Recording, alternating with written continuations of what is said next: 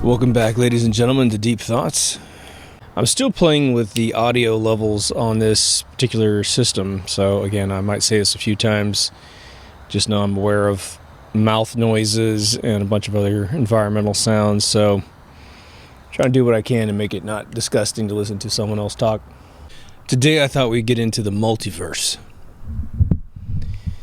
And for those of you who study that sort of subject matter, you're going to immediately know what I'm talking about, and some of you are going to be like, okay, what the hell is that? First and foremost, you must understand that the multiverse is nothing more than a theory. And it has to do with the idea that the fabric of the universe is capable of vibrating so quickly that it's able to sustain multiple versions of the same reality pretty much theoretically at the same time. Now, the technicality is that it actually can't do it at the exact same time, at least as we have modeled energy in the universe. I'm going to use a few graphics that I'll probably end up creating to help narrate this just a little bit, because I don't think we need a lot of imagery. The image we need to use to get this conversation going, the first image we need in our mind is a sine-cosine wave. And for those of you who don't exactly know what that is, it's just a wave like an ocean wave that goes up and then down and then back up. And it connects on both sides usually. You see them in those old oscilloscopes where those are like those... Well, I'll put it this way. It's almost like a heartbeat wave, except it's extremely smooth and perfect.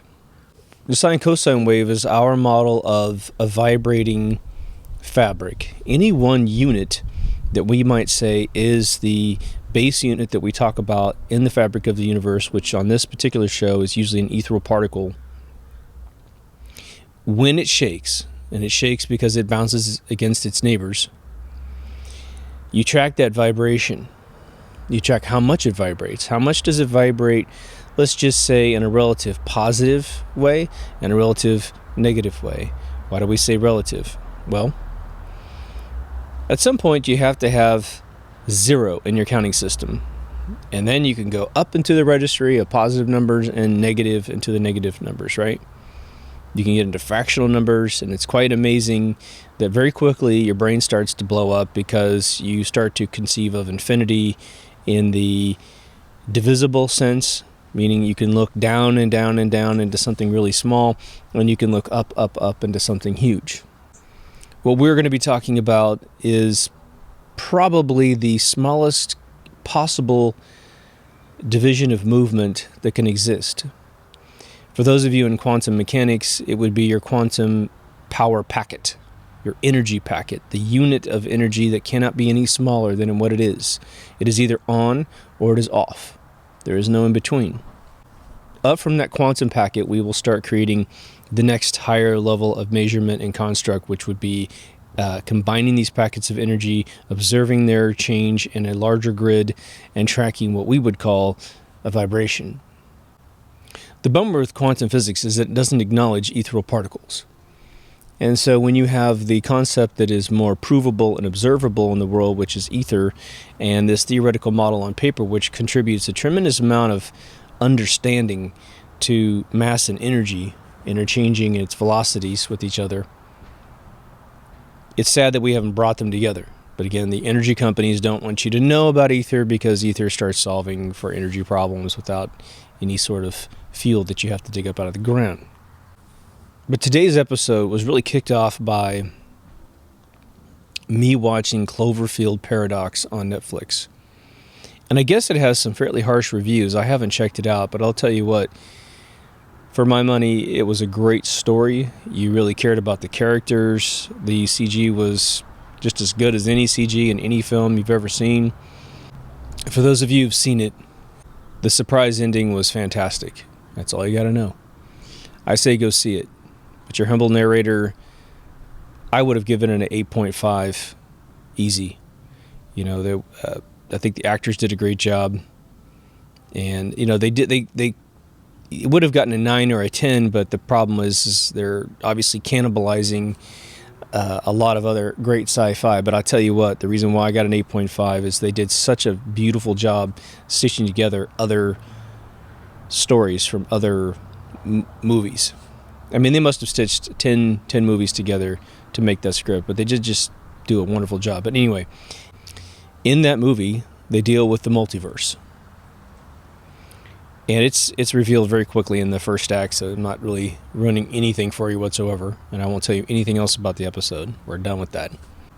But the multiverse came up, I can't remember how many decades ago, but it was really accentuated with the CERN Large Hadron Collider, the LHC.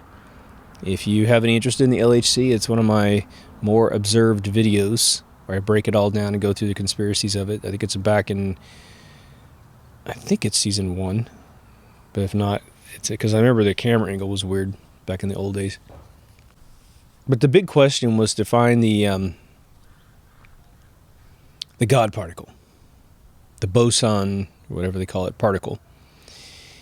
And, what ended up happening, in my opinion, was they didn't really find it, so they made it up because they spent $10 billion on this thing, then had a huge catastrophe when they turned it on for some low accelerations, and then put another $5 billion in to fix the catastrophe.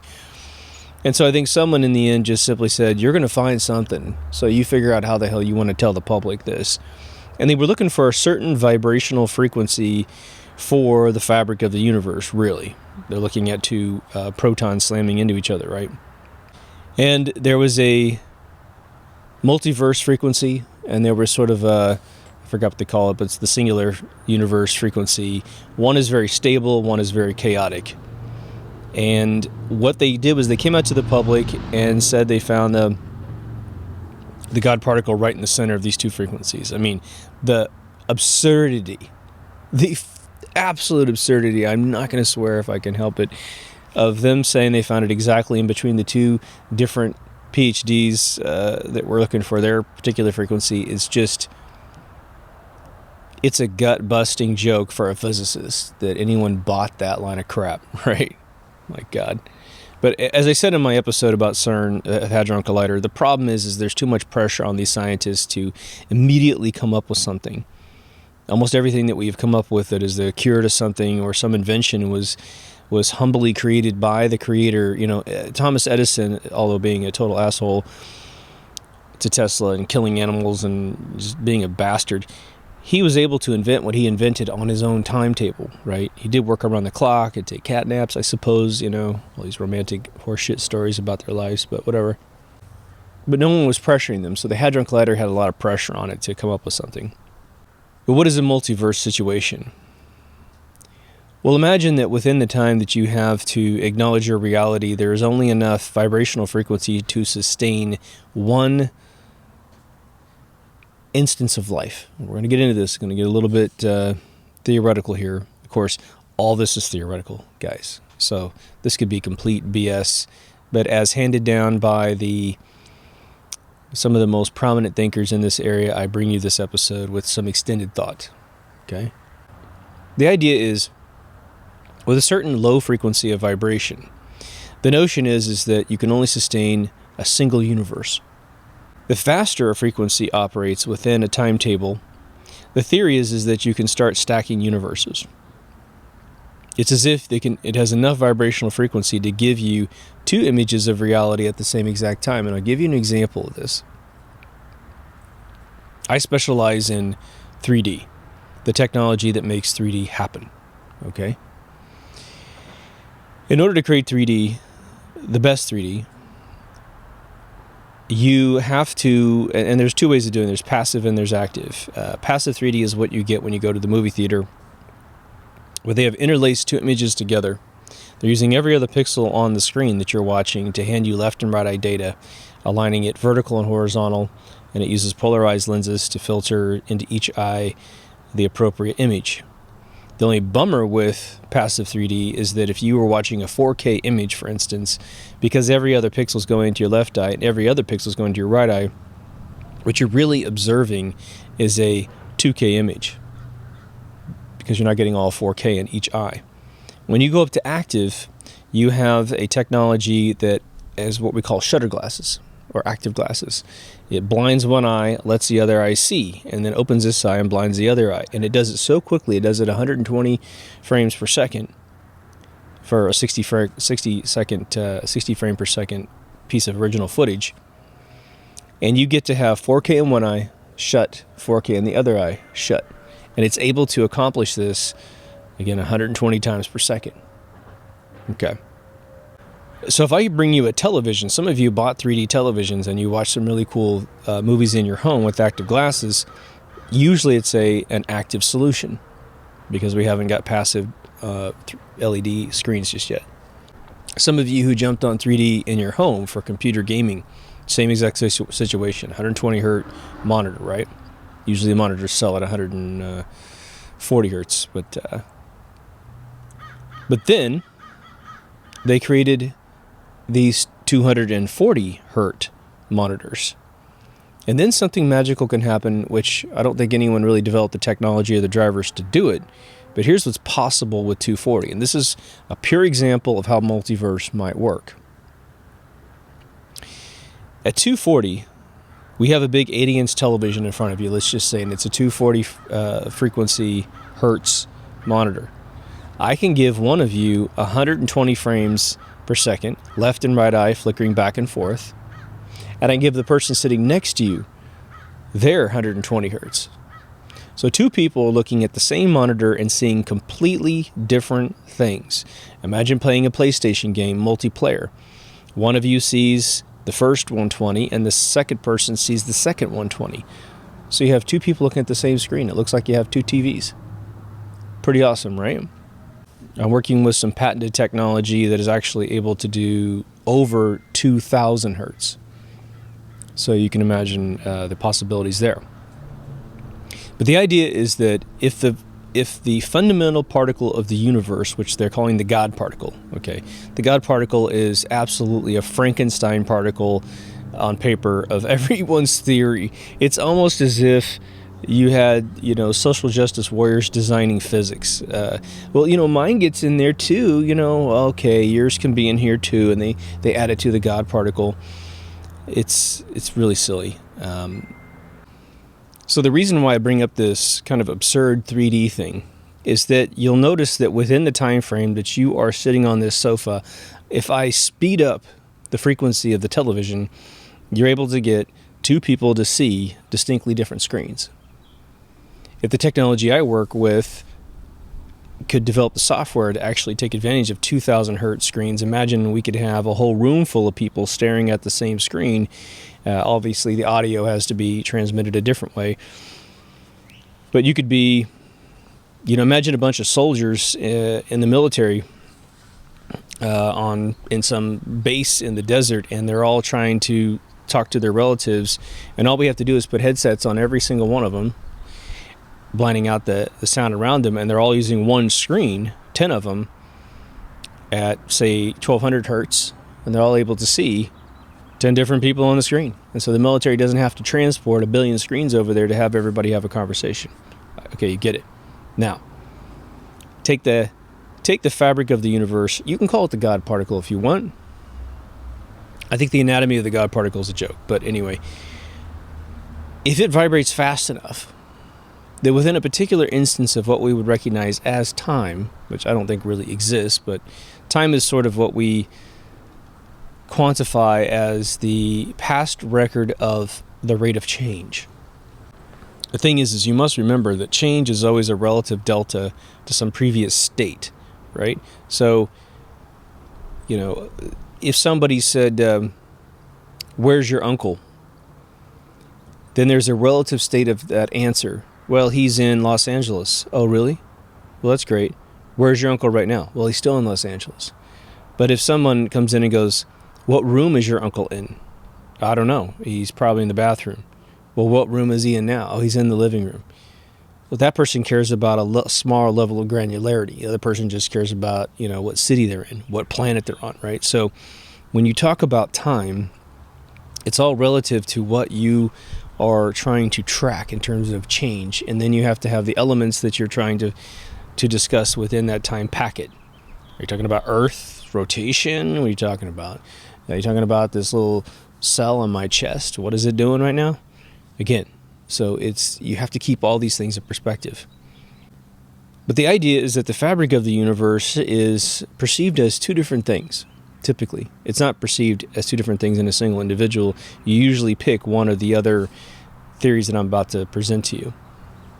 The most fundamental theory, and the one that's probably easier to believe, because again, we don't have the ability to even observe the fabric of the universe at any level, at least that is publicly announced, is that we are created by the very vibrations that are the ethereal winds of the universe.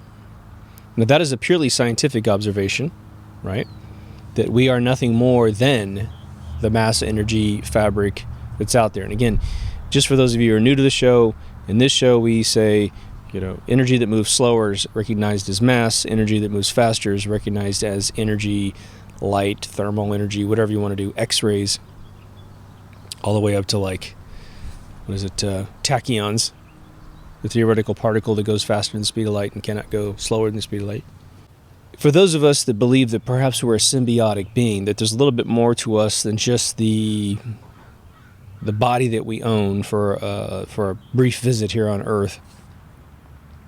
If you believe that there are souls, for instance, some other form of consciousness that merely rides a carrier wave, then the illustration goes from being a sine-cosine wave that you are purely and absolutely made out of into a sine-cosine wave that carries another wave of energy or consciousness that is who we are deep down inside.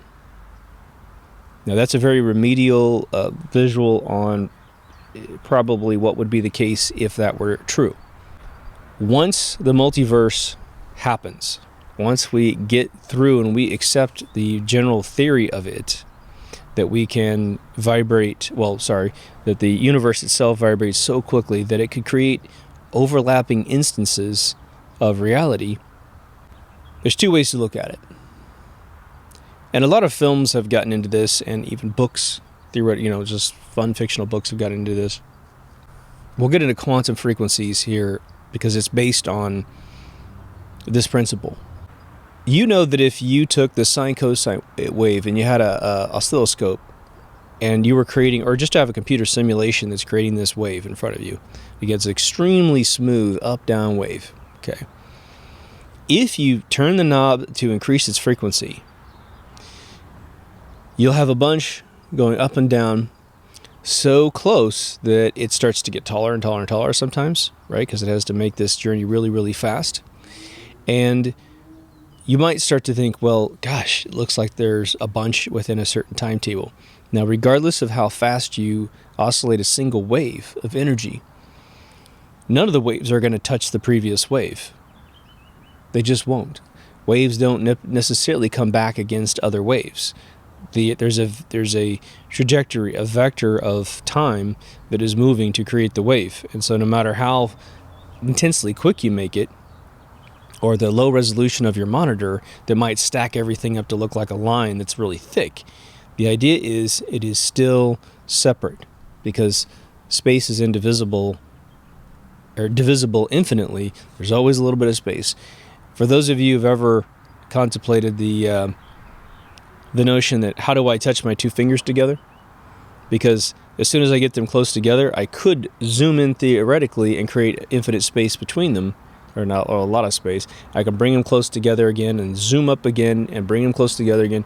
And as long as you can keep zooming in on mass energy, your fingers should never be able to touch, because in some crazy super accelerated time, you could always beat the connection point. It's this weird paradox. Okay, it's got a name, I forgot what it is. So how do we get to the point where you have... Okay, so Multiverse doesn't claim to have anything to do with being able to see the other universe.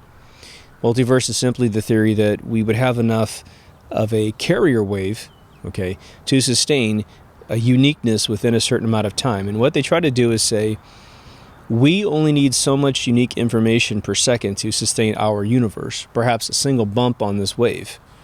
And so all these other bumps that are occurring are donated to other universes that have their bumps within a certain quantifiable time, that's such as time. And again, you can start to see where it becomes absurd that you would actually need some form of overlap in order to create a multiverse in reality, because all you end up doing is theorizing that there's multiple universes on these different bumps and distinctions of vibration, when we could be consuming every single vibration for our own fabric. So then it goes into two different realms. One, we have a second material, second piece of information that is traveling on top of the wave, and it is merely changed through time because of the lower vibration or the higher vibration or the vibration of the fabric underneath it. It's changing us. It's churning us. It's like the blades in a blender. We're going to be drinking the thing that's actually above the blades, but the blades are the things that are creating the smoothie that we're about to consume, right? We are the smoothie. I like that. Let's make some t-shirts to say that. It'll be our joke. The other one is that you have different planes of existence. And when you have a different plane of existence, you have to adopt a few different theoretical philosophies of the universe, which is that a single plane of the universe in a two-dimensional Cartesian coordinate somehow is able to transmit and create enough information that it actually creates not only the x and y axis, but it creates the z axis as well. Some of this is solved by saying we are on the surface of a sphere. It creates an infinity on the surface of a sphere. Some folks get really elaborate and they turn the sphere inside out in Mathematica, and they go, this is what we're in. So now we have full depth perception within this model because we have a z as well as an xy. And so we start to create this three-dimensional universe. When you live on the surface of an inverted sphere, to their definition, they say it has enough information to create depth, it has enough information to create position, and because you're changing your position and depth at all times, you have the conceptual model of time to whatever being lives on the inverted sphere. I told you it was going to be deep. But the notion is that you have a bunch of stacked up planes on one of the theories. Again, you can shape the plane however it turns you on. Some Escher thing, some inverted sphere, some Mobius strip thing. Then the idea is that they have their universe and we have our universe.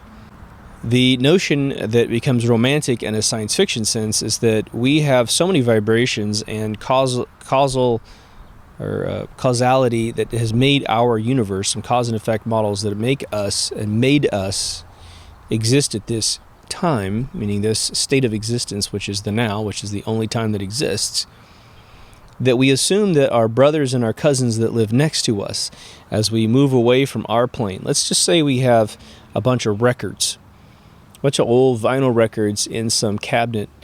All the records next to us, the two next to us are the most similar to us, and the two out are less similar, and it goes all the way out. If you want to do inverted spheres, you have to think about the same exact situation, except you have a bunch of spheres that are going down, in, and out, right? Science fiction writers do a great job taking advantage of this theory because their idea is to say, if you were to go to your next of kin plane, left or right, let's just say for the sake of argument, you're going to find yourself almost perfectly duplicated. There wouldn't be any major difference. There couldn't be, theoretically, any major difference between the guys to the left and the guys to the right.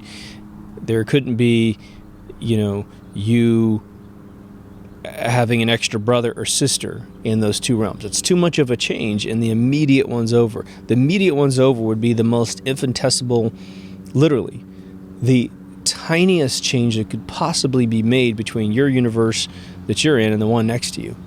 I don't even know what that is. Because if the one next to us was drastically different, then potentially the state of the mass that exists, the energy layer that's on that, would be so much different in vibration that we wouldn't be compatible to be next to it.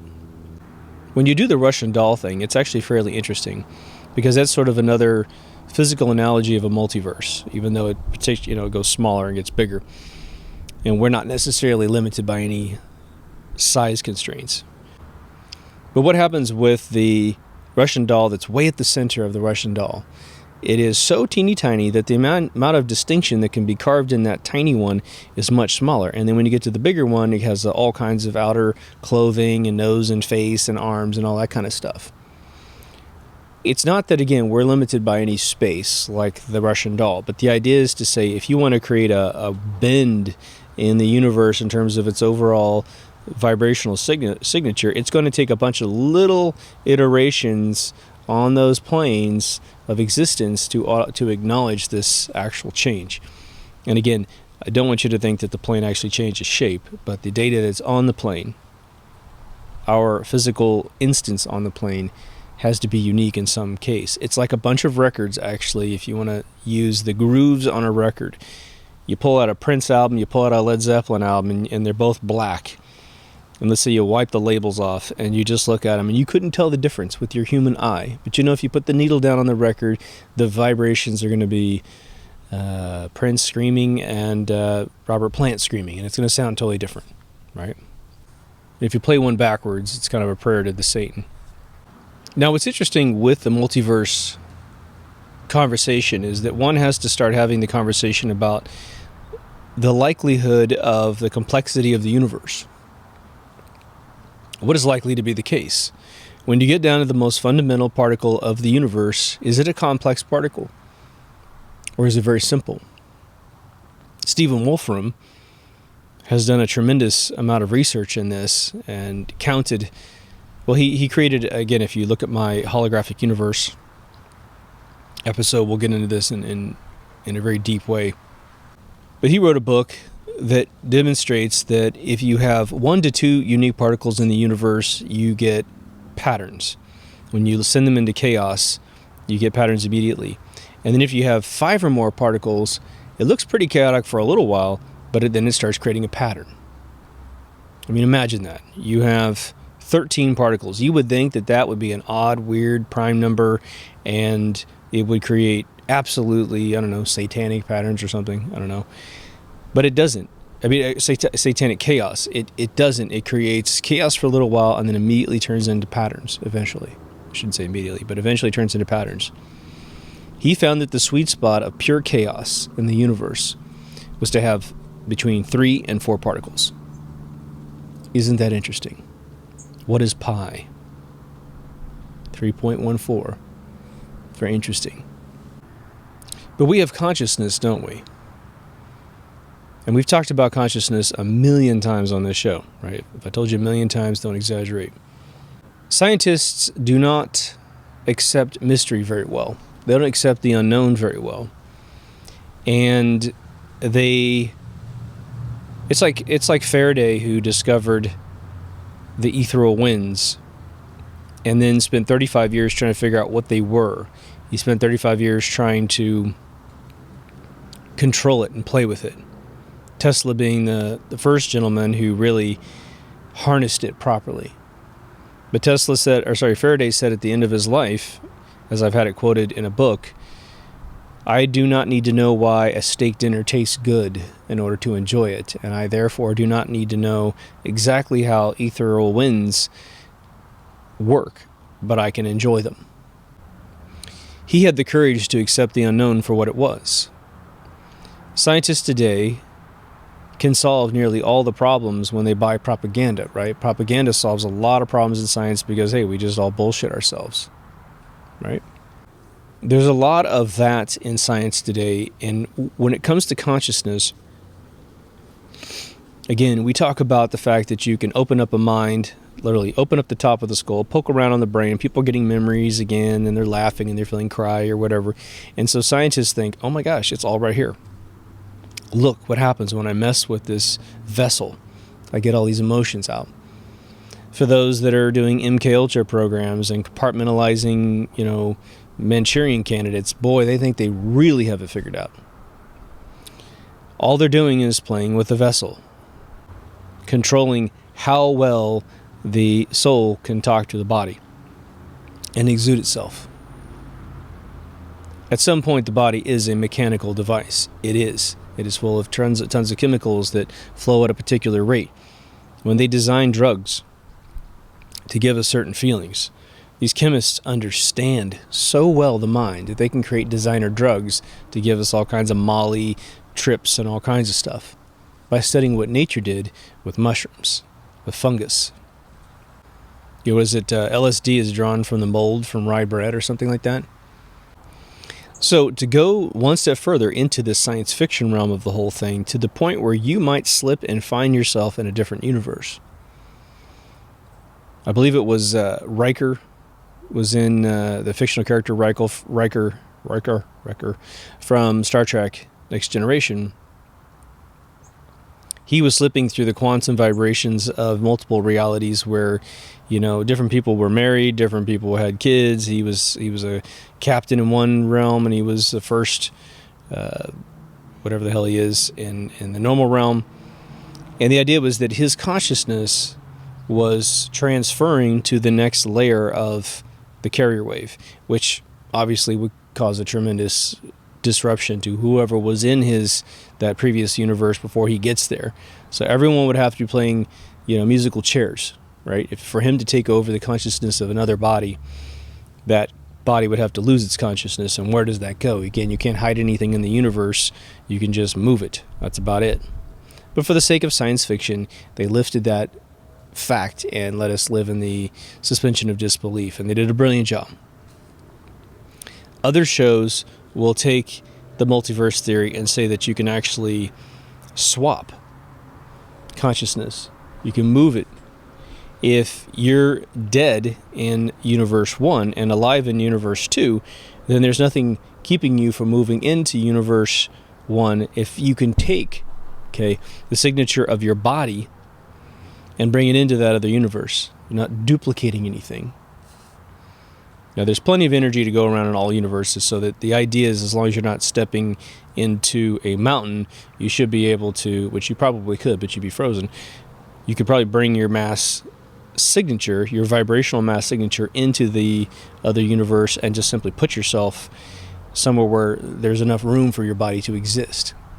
I cover a lot of this in my time travel episode in season 1, which, if any of you dig this conversation, it's a pretty good episode. Now, for those of you who understand computers, there's a very interesting side note to this whole thing. And the side note would be, we make copies of software, don't we? What is a copy of software? Well, it's a medium by which we maybe call a hard drive or an SSD, some little RAM stick, right? And we duplicate the bits over to the other device, and there you go. You have a copy of Microsoft Word. When they pressed LPs, I had a copy of Led Zeppelin album 1. You do too. Well, it's because the medium, which is the wax, has been duplicated from the master. We don't conceive of the universe doing duplicates between instances. It just is, if this has any truth in it at all, right? But the idea is, with the science fiction side of things, when you want to put yourself in another universe, you most likely would be copying your bits from your universe into that new universe. Whether or not your old universe has had the bits erased is up to whatever device you might be using, right? So you see how quickly one could convolute the process. Now, what scientists typically try to do is create some sort of mechanical necessity with these theories. So you put everything on the table. It's like a brainstorming session of how this multiverse could work. And then you start to apply to it some sort of connection of imperative behavior. Well, what has to happen to create our reality? Well, we'd have to agree on, what are we? Are we simply a bunch of vibrating ethereal particles? And consciousness is just a complete illusion, like a lot of scientists cowered into? I'm going to tell you a story that I told a long time ago. And it's drawn from the history of one of the best science fiction writers on planet Earth, who is now passed, named Philip K. Dick.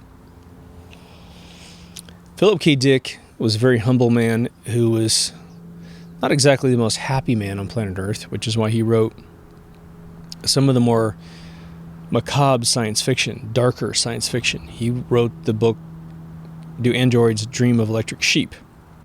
That led to Hampton Fincher creating the movie Blade Runner. Philip K. Dick in his personal life had an event occur where some evangelists came to his door trying to bring him into Christianity, of which he had nothing to do with. And he said that the girl was wearing a crucifix, a shiny crucifix. And the sun shined off that crucifix into his face, and he said at that point he started seeing the river of information, the river of all knowledge. He did not attribute it to anything Christian. He just simply said the light itself was the key, which is very interesting, because if you think about the actual physicality of what he's talking about, he's getting a very concentrated overexposure of his retina from sun, which when you translate it all the way back to what that means, super high frequency nailed his brain and opened it up. I will bring to your attention that the fabled Nostradamus said that he stared into the light of a candle flame. Isn't that interesting? He's in the dark, he's staring at the light of a candle flame, and light was where he gained his information. Now think about all these elite that run the world and how they worship the sun, how they worship light for enlightenment, right? Illuminati, to be illuminated. It's very interesting. Philip K. Dick continued with the fact that when he was writing, and this happens to all of us, believe it or not, you don't have to have light. And Philip didn't say he used light after that point, but he said that he would be at his typewriter typing, and if he needed the story to exist, he would look off to the side and stare in some pocket, make his vision go 60,000 yards, which means the focal point of his focus was way beyond where he is staring, and all of a sudden it started showing up. This is what I've said several times in the show, which is that Michael Jackson said, I just listen to music finished and then I go and play it. I do the same thing. I'm sure a lot of you do. When I write a movie, I let it play in my brain and then I just type it in. It's amazing. And if I see a scene that doesn't really connect with my film, I'll just say to the universe, that's not what I'm looking for. Do another search. Do another, enhance, right?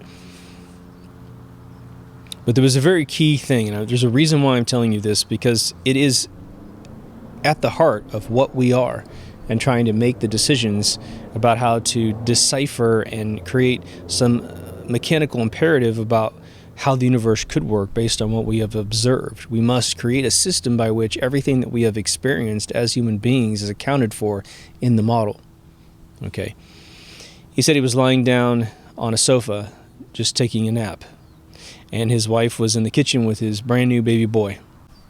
And he had another light experience. The sun went through some crystal or something that was hanging in his window, and it hit him right in the face. Same exact experience that he had with the evangelist that came with the crucifix. Except for this time, he got an extremely clear vision of his son's belly and his son's intestines being twisted in some potentially lethal way. And it scared the living crap out of him, because he got the clear signal, your son is going to die if this doesn't get fixed, and you need to get it fixed right away. Being the good father that he was, he jumps up from this sofa. He's a 6'3" guy, runs in the kitchen, grabs his child from his wife, and says, we got to go to the ER right now. And of course, she's like, what are you talking about? He's like, he's got this problem.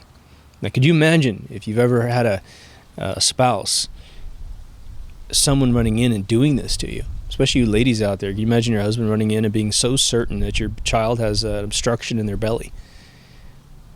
How's that possible? This is not what we acknowledge in the universe as being possible to know. So he looks like a maniac. They take the child to the ER. He explains to the doctors the obstruction. He not only does that, but he uses the Latin terms of all of the anatomy inside, like medical terms, something he doesn't know prior to this light flash in his face. Okay. They do a sonogram on the child. They find out he's completely correct. They do an emergency surgery and remove the obstruction. The child's fine. Little tiny scar on his belly. I'd love to meet this kid and say, show me the scar. The doctors come out and tell his father, or tell Philip K. Dick, I should say, how did you know that? And more importantly, how did you know about all of the actual organs? You told us exactly as if you were a fellow surgeon what we should do. They said, consequently, your son wouldn't have died in the next day or two, but your son might have passed away within the next month and a half or so. You hadn't really reached a completely volatile level, but it was real, and it was exactly where you said. And he explained the situation. It got documented. Now, when scientists are sitting around at the table trying to explain what we are so they can take all these multiverse theories and try to figure out, okay, we are simply the vibrations of the fabric of the universe, perhaps ethereal particles, if they're able to extend their minds back to the masters of the universe. They won't necessarily have enough information to explain consciousness, because chemicals in the brain, knowing about a belly of a child, that doesn't make any sense. There's an extra information wave that comes with consciousness. There just is. You know, for those of you who've heard my story about meeting Walt Disney at nausea, it's one of those situations. I went to Disneyland. Walt Disney walks up to me. He's been dead for 50 years, 55 years. He tells me where Bob Gurr is in the park, another Imagineer that he personally hired. I walk straight to the pin in the map in my brain, and Bob is standing there with his buddy. I got my girlfriend. We talk, and that was it. I walked off. There's an extra carrier wave of information that is part of the fundamental fabric of this universe that must be accounted for in any model of a multiverse. Little footnote, when you have crows around your house making a bunch of noise, if you want to get rid of them, little Kansas trick for you, you walk up to them and you wave your arms. And as long as they see you, wave your arms, they think you're a bird way bigger than them, and they haul ass out of town. It's really funny. So that's what I do to get rid of crows. He's moved down the block here. But here's what's fascinating about this notion. We on Deep Thoughts will upgrade our definition of what the universe is by simply acknowledging that which is unexplained by science.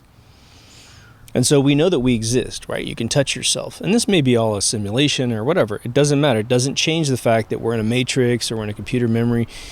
What is happening is that we have these different layers of existence.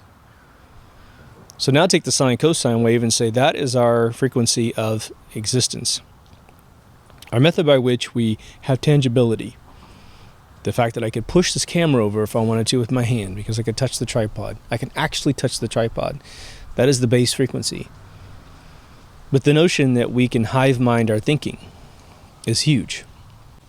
One of the fascinating things about the current state of politics and the current state of all events that are occurring right now is that I've created episodes for 2 years on Deep Thoughts. My ability to hive mind and predict this stuff years ahead of time has helped me relax when I see the new information. I go, wow, that's what I said in an episode a year ago, 2 years ago. It's cool. And I see folks that I know that don't watch the show. I'll make a show, and then 2 weeks later I'll see someone on Twitter laser in on the subject matter that I think is, I don't hear anyone else talking about. That's why I made a show about it. Someone in their video channel, their vlog on YouTube will start talking about it. There's a carrier wave that we design as human beings. All consciousness designs a carrier wave. And the reason why I think this works is the following. Imagine an assembly line where you have something coming by you constantly. And you're not going to add anything to it, you're not going to subtract anything to it, but what you're going to do is configure it. It's got a bunch of dip switches or some sort of, blocks up and down, little pins that you can play with. And you put your thought process on it, and it changes the configuration of that packet of information. Then that packet of information travels on this carrier wave of reality to the next person down, whether it be someone in bed with you or someone a million miles from you. Different planet, right? They may not consciously know the packet has been delivered to them with your new information, but it gets given to them on a subconscious level. They have no choice but to subconsciously react to that information and put their little changes on there, a little delta, and that gets handed down to the next person. It's being carried on this wave that is the basis of the universe's fabric. That might be the method by which we hive mind. That might be why the 100 monkey, which is also called the 10 monkey experiment, works, where you teach one monkey how to do something, put him back in his habitat with a bunch of other monkeys, and you can pull a monkey out of the habitat that hasn't had any direct contact with that monkey, and he seems to know what the first one knew. Now let's take that one step further. If the velocity of which these informational packets of that we actually recognize as consciousness exist, which I think we have proven something exists in addition to the very fabric of our physicality, then the question is there any speed limit to how fast these packets can travel? I'm going to say if there is a speed limit, it is really, really high. You know, I mentioned it a long, long time ago, but when Elvis Presley was in a car accident as a young man out on tour, he got a call from his mother very quickly as soon as he got to the next stopping place. And she said, "Honey, I have a really bad feeling. Are you okay?" And he said, "That's funny, Mama, because I just got in a car accident. I'm fine. Everything's great." I had the same thing happen to me. First car accident I ever had in California. A guy rear-ended me and rolled his car and all this other stuff. I got home that night, and while I was dealing with the car wreck, my mom had called my house and left a voicemail on my recorder wondering if I was okay because she had a weird feeling. Instantaneous transfer. In fact, my mom may have called, technically speaking, half an hour before the event occurred. Isn't that interesting? There's the Mandela effect, which I want to bring into this. I think some Mandela effects are laughable, and I think others are remarkable.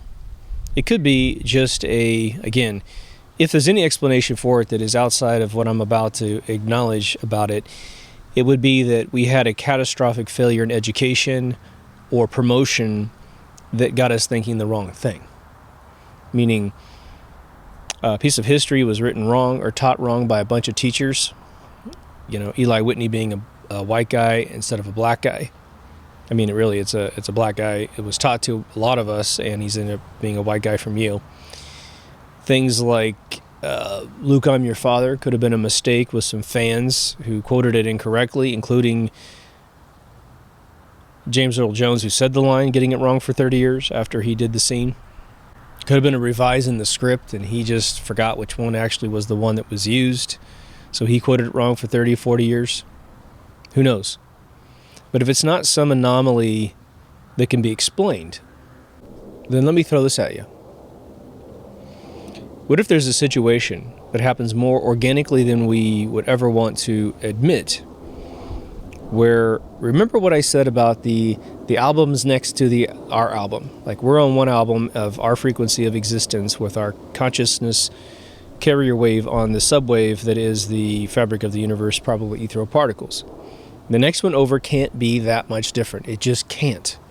It has to be literally the most infinitesimal change that could possibly exist.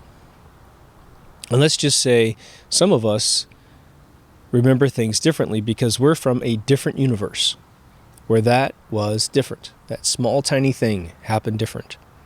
Now, I would think that Mandela dying in 1993 would be anything but a minor change. But I honestly don't know how one would quantify what would be the most minor change. But perhaps these albums, and having their own carrier wave, right? Or, you know, their subwave, the wave that carries all the data that is our consciousness. Maybe there's some anomaly, some burp. Maybe you mess with the Hadron Collider, and you create. And really, when the Hadron Collider started spinning up and doing its higher accelerations, is when the Mandela effect showed up. I hate to be conspiratorial, but if we're slamming two protons together at some massive speed, or even just the acceleration of the protons going, you know, there's two groups going in opposite directions, and then they eventually slam them together inside the colliders themselves. Maybe that burp sends such a shockwave through the very subatomic carrier wave that is our ethereal winds, that it throws and casts out the informational wave, which is our consciousness and our souls. And it does an exchange with another universe. A bunch of folks that live in the universe where Eli Whitney was black. That was maybe where we were from. And we got cast over to the one where it's a white guy from Yale. Not a major change. Our first names and last names are the same. Our parents are the same. All of our friends are the same, as far as we've ever audited our lives, right? So there could be a man-made object that creates this bizarre shift of consciousness, and it could be an organic thing that the universe just simply does every once in a while. Some other thing that we don't understand about the vibrational waves that make us up. Again, we must come to some form of consensus about what we are before we can get down to how the universe is layered into existence, and then the advanced theory of the multiverse on top of it. For those of you who watched my episode on Gnosticism, which by my definition is the ability to drag information out of the universe to the extent that you can conceive of the search algorithm, right? If you can type in the right search algorithm in your brain and send it out to the universe with a certain level of specificity, you will get back that information.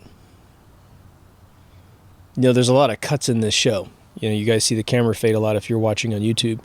Part of that's to keep up the pace for the podcast, because I only edit one show and I take the audio and I make it a podcast. So if I'm sitting here thinking a lot about what I'm going to say, or I get kind of confused about, okay, what did I say I was going to follow up on, or whatever, I cut all those out.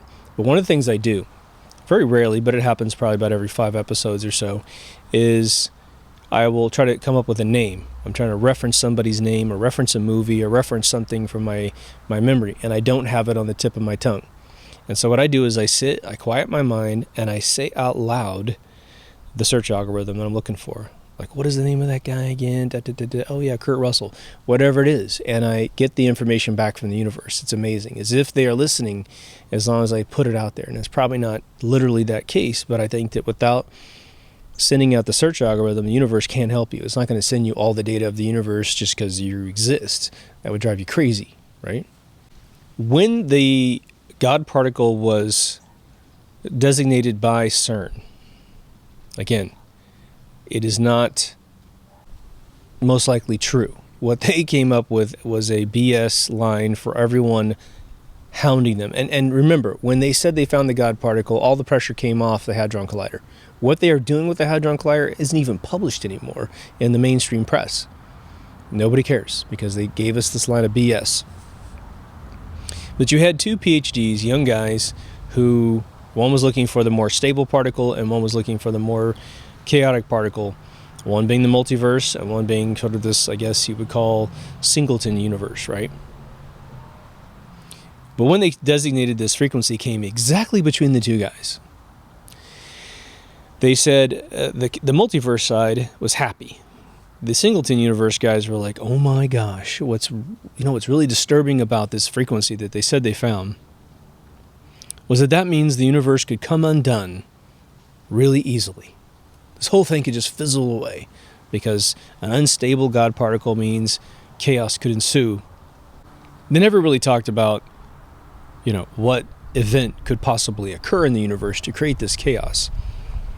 For the average non-scientific person who's interested in this stuff, that kind of feedback is actually, I think, very toxic for the mind.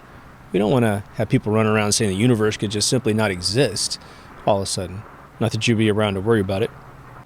But as I have said several times on the show, I think the universe is an extremely stable and perfect thing. Because we can see very easily that the universe has been around for a while.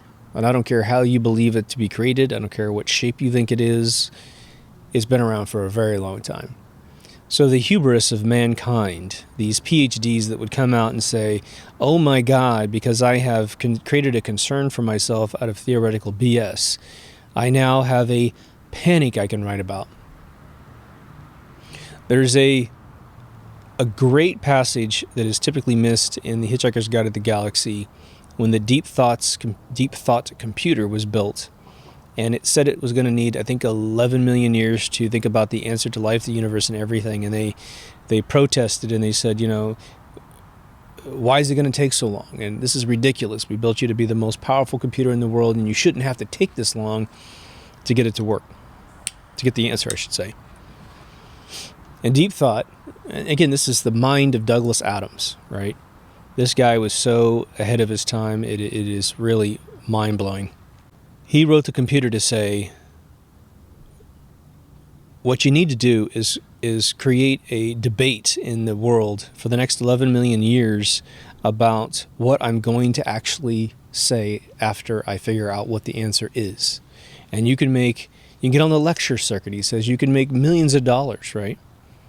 And the two philosophers who had broken into the computer lab and said, we want this computer shut off because our job is to think about this answer. And if your computer just comes out and says what the answer is, all the philosophers of the world are out of a job. And Deep Thought talked him into relaxing and saying, look, you are the guys who are going to make the most money because you're going to debate about this. There's a reason why Douglas Adams saw that as a joke. Because even in his life in the late 70s, in the 1970s, he had seen this over and over and over again in the scientific community. And I am sure that he had someone whisper to him that this is what we do for a living. We create panic, and then we philosophize about the panic of our theories to the public, who are just sheep. Because they don't educate themselves in science, we got them by the balls. We can terrify them with a meteor strike that might be happening. I think I've said several times on the show, I spent a good probably 15 years of my life studying everything black holes, because it was an extremely fascinating theory to me as a very young man, and I carried that into my 20s. I've written the equivalent of a thesis, a PhD thesis on this for a friend of mine who went to high school. And she got an A, by the way. And you had two schools of thought. You had the individuals that studied the black hole in great detail, the theory of it, which again was dismissed in the late 80s, early 90s as an object that would diffuse as soon as it was created. And all of a sudden, again, it just shows up, and now it's at the center of everything. But you had the lighter scientists around the fringe of this thing, sort of like your Bill Nye douchebag guys, trying to create the hysteria that a black hole could show up out of nowhere and suck up the universe and destroy it. If the Hadron Collider is creating Mandela effects, then I think that's something we have to be cognizant of, and perhaps even, I would say, not so much as protest, but we should really pass this conversation on and say, this is why we think that if it is a multiverse model, that you can't just turn on a gigantic Hadron Collider, a giant accelerator, and slam things together, because you are creating shock waves in the very fabric of the universe that is transferring the consciousness wave on the carrier wave. You're tossing us around the universe, and you have no right to do so. Can you imagine a Mandela effect that is more acute? Let's say they do more experiments with the Hadron Collider. Let's just go down this theory for a little while. And they slam it so hard that one of you wakes up and you're single, but you're married with 3 kids.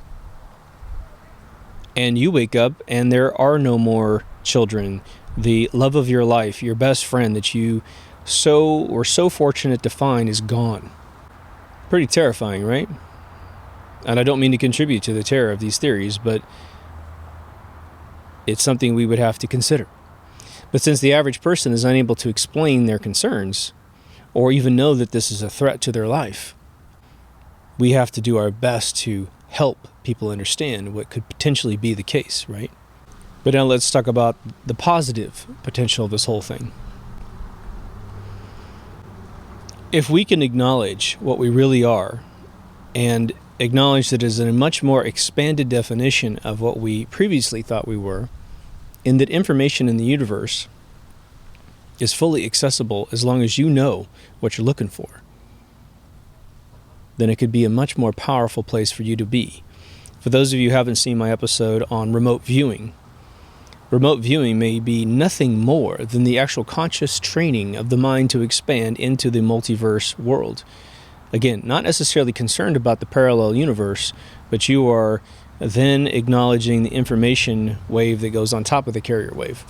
And when people say, I want to see into this place in the world, I want to know what's in that envelope, I want to know what's inside that hangar, they're merely creating a search algorithm, which is the way they teach them. They even give them GPS coordinates and say, what do you think you see at this GPS coordinate? They don't let them know where the GPS coordinate is. It could be in the tomb of King Tut. It could be in some hangar in Russia.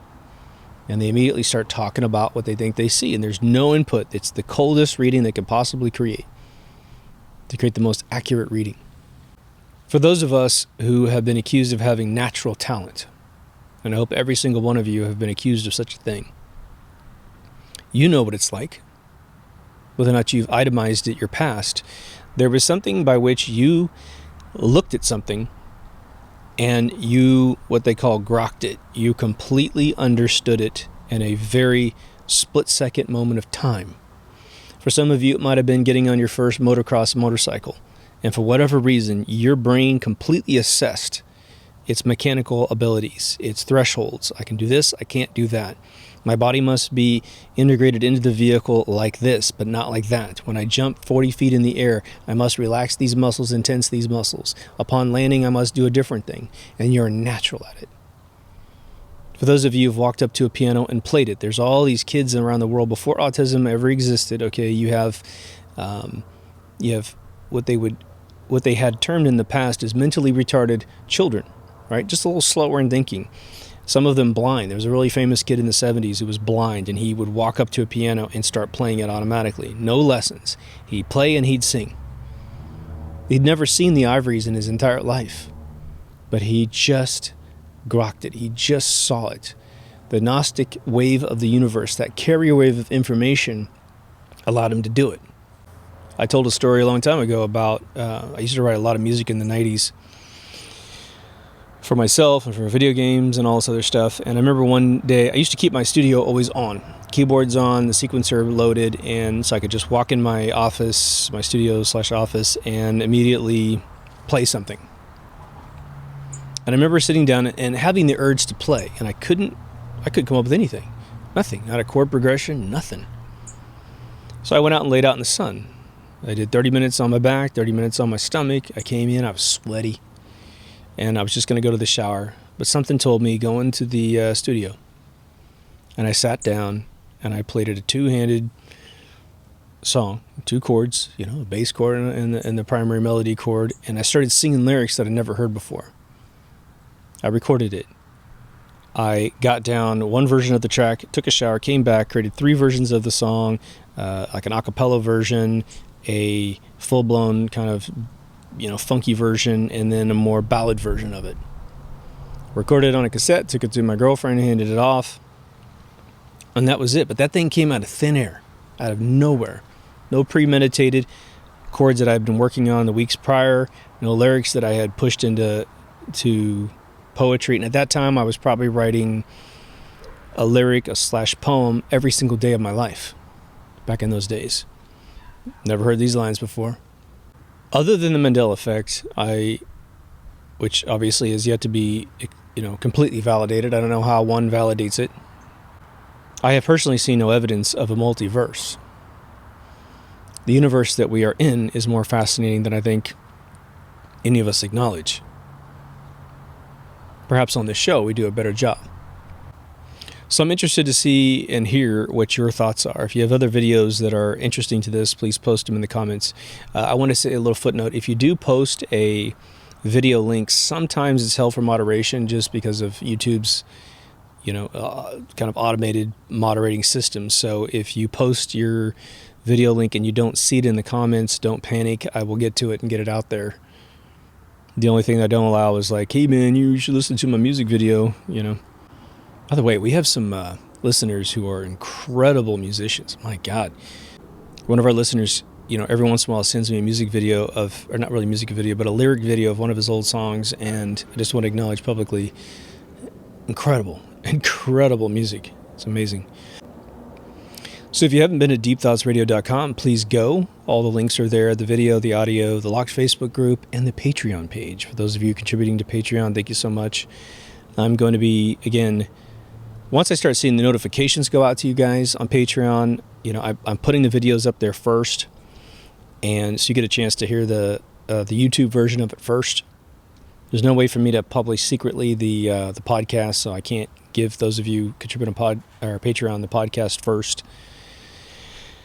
If I put a video out there and no one's getting notifications, that within probably about 12 hours, I'll let it go out to the public. But just in case, for those of you who visit back, take a look.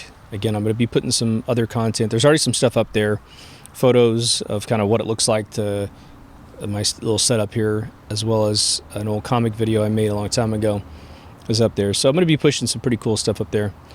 But again, thank you so much for supporting the show. Please thumbs up, because that creates a viral thing for us. I would say that if any of you dig the series in general, and you can go backwards and thumb up old videos, that'll also help. Just your viewing minutes and your viewing counts obviously really, really help. The more conversation that goes on in each video, I think that actually helps the algorithm as well. Our subscriptions are going up, which is fantastic, because we haven't had any sort of lowbrow videos that are, like if I do a flat earth one, it spikes like crazy. I haven't done any of that stuff for a while, so it's going up on its own merits, which is very cool. So anyway, I hope you're having a great day. I'll see you next time. Take care of yourself and someone else. Over now.